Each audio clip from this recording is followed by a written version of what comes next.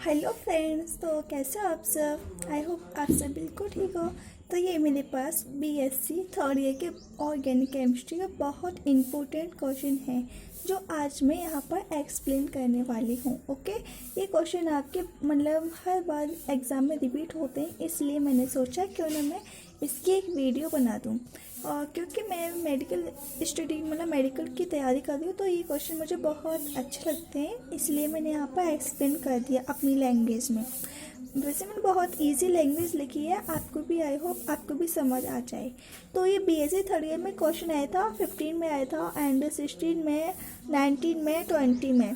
तो कितनी बार question repeat हुआ है एंड ये वाला क्वेश्चन भी हमारा 13 में एंड 15 में, 17 में एंड 16 में। तो और ये आगरा यूनिवर्सिटी में भी आया था और 14 में, 15 में, 17 में, 18 में एंड 20 में। तो ये हमारा केमिकल शिफ्ट वाला क्वेश्चन बहुत इंपॉर्टेंट है। ओके, तो हमारा क्वेश्चन है what is the chemical shift, chemical shift होता क्या है।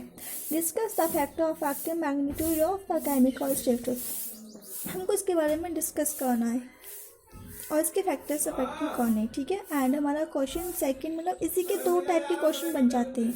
एंड एक क्वेश्चन ये है what is meant by chemical shift, describe the representation of chemical shift. इसको डिस्क्राइब करके रिप्रेजेंट भी करना है केमिकल शिफ्ट को। ओके, तो अब मैं स्टार्ट करने वाला हूँ। केमिकल शिफ्ट होता क्या है। In the NMR spectra the transition of nuclei from lower energy level to the higher by the observation of radio wave frequency take। इसमें ये कहना चाह रहा है कि अगर कोई भी मॉलिक्यूल है तो वो लो एनर्जी से हायर एनर्जी में शिफ्ट करता है या फिर ड्रॉप करता है, वो जाता है, तो कितनी एनर्जी ऑब्जर्व करता है एंड कितनी एनर्जी वहाँ पर इमिट करता है। ठीक है, जब कोई भी हमारा सपोज करो ये हमारा कोई भी मॉलिक्यूल है, तो लोअर एनर्जी से हायर एनर्जी में जाता है, यहाँ से यहाँ जाता है, तो कितनी एनर्जी ऑब्जर्व करेगा एंड कितनी एनर्जी यहाँ पर इमिट करेगा, इसके पास लेकर जाएगा, इसको लेकर जाएगा इसके पास। ठीक है, तो ये कहना चाह रहा है। एंड स्पेक्ट्रा, चलो स्पेक्ट्रा होता है क्या। स्पेक्ट्रा कई टाइप के होता है, वो तो आपको भी पता होगी क्योंकि आप तो बीएससी थर्ड ईयर में आ चुके हो। एंड जैसे IR spectra and radio spectra and speed spectra, इस टाइप के कई टाइप के हमारे स्पेक्ट्रा होते हैं। Okay, and place in the present of external magnetic field, magnetic field की जो मैग्नेटिक फील्ड की एक्सटर्नल प्रेजेंट में होता है ये सब। But the value of external magnetic field will the different for the free nuclei the different type of molecule। तो ये कहना चाह रहा है एक्सटर्नल मैग्नेटिक फील्ड की प्रेजेंट में एक्सटर्नल मैग्नीट्यूड की प्रेजेंट में हो तो हर न्यूक्लियाई की वैल्यू अलग अलग होती है, डिफरेंट मॉलिक्यूल होते हैं। जैसे हमारा मॉलिक्यूल डिफरेंट हो गया, जैसे H2 एंड O2, तो ये हमारे मॉलिक्यूल अलग अलग टाइप के हो गए, डिफरेंट टाइप के हमारे मॉलिक्यूल हो गए। ठीक है, तो बस इसमें ये कहना चाह रहा है due to different type of environment of electron around the nuclei in the molecule, the electron around the nuclei induce their own magnitude field due to their motion. It is called induce magnetic field of electron. ठीक है, तो अब यहाँ पर ये कहना चाह रहा है कि हमारा कोई भी मॉलिक्यूल है तो वो इन्वायरमेंट में जाता है। ठीक है, तो वहाँ पर इन्वायरमेंट में बाहर जाएगा इन्वायरमेंट में, तो वहाँ पर वो मोशन भी करेगा एंड इलेक्ट्रॉन मूव भी करेगा एंड उसका न्यूक्लियाई भी होगा एंड वो इंड्यूस मैग्नीट्यूड करेगा, तो अटैक्ट भी करेगा। जैसे किसी से भी बाहर जाएगा तो वो किसी से टकराएगा भी एंड उसके अपोजिट डायरेक्शन में भी होगा एंड मोशन भी करेगा, ऐसे एक जगह से दूसरी जगह भी जाएगा। तो इसी को हम लोग induce magnetic field of electron कहते हैं। ठीक है, इसमें मतलब ये हमारा एक छोटा सा ये भी हो गया कि व्हाट इज, मतलब क्वेश्चन ऐसे भी आ सकता है what is induce magnetic field of electron, तो इसके बारे में आप यहाँ से लेके इतना भी लिख दोगे तो आपको मार्क्स मिल जाएंगे। ठीक है, तो अभी लेकिन हमको तो केमिकल शिफ्टिंग के बारे में बताना ना, केमिकल शिफ्टिंग के बारे में हम तभी बता सकते हैं तब हमको induce magnetic field of electron के बारे में पता हो। ठीक है, तो the induced magnetic field and aligns or oppose the external magnetic field, यही कहना चाह रहा है जो मैंने अभी आपको ऊपर बताया है।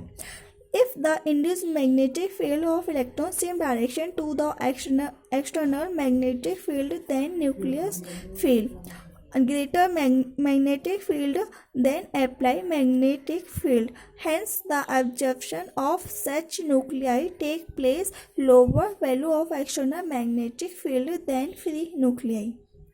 ठीक है, तो अब ये यहाँ पर क्या कहना चाह रहा है, इसका मतलब है जैसे कि मतलब हमारे एक्सटर्नल मैग्नेटिक फील्ड को इन्वायरमेंट की जो वैल्यू होती है वो डिफरेंट हो जाती है, एंड मतलब सेम डायरेक्शन में अगर वो जाता है एक्सटर्नल न्यूक्लियस से ज़्यादा तो उसको मतलब अच्छा फील होता है, मतलब बहुत ही अच्छा उसको फील होता है, जिससे वो अप्लाई करता है and opposition of value of lower होगी, और उसकी जो अपोजिशन वैल्यू होगी वो उससे मतलब लोअर हो जाती है, इसमें मतलब यही कहना चाह रहा है। ठीक है, तो अब हम आगे स्टार्ट करते हैं। If the induced magnetic field of electron oppose the external magnetic field, then such nuclei will feel less value of magnetic field, तो यहाँ पे इसका अपोजिट कर दिया इसमें, and hence absorption of such nuclei take place at the higher value of external magnetic field than the free nuclei. अगर वो higher मतलब एक्सटर्नल मैग्नेटिक फील्ड अगर हायर वैल्यू ऑब्जर्व करेगा तो न्यूक्लियस उसका फ्री हो जाता है, और यही मतलब ये सब कुछ पीछे जो हमारे इधर है वो सब कुछ यहाँ पे दिखा रहा है।